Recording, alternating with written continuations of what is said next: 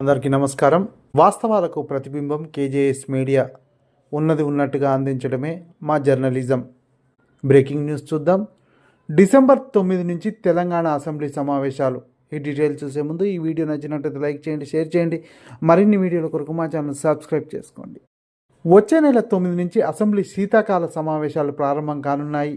ఈ సమావేశంలో కీలక బిల్లులకు ఆమోదం తెలిపే అవకాశం ఉంది. ముఖ్యంగా రెవెన్యూ సంస్కరణలో కీలకమైన ఆర్ఓఆర్ చట్టాన్ని ఆమోదిస్తారు. దీని ద్వారా భూ సమస్యలకు చెక్ పెట్టొచ్చని ప్రభుత్వం భావిస్తుంది. అదేవిధంగా రాష్ట్ర ప్రభుత్వం ప్రతిష్టాత్మకంగా నిర్వహించిన కులగణనపై చర్చించి ఆమోదించనున్నారు.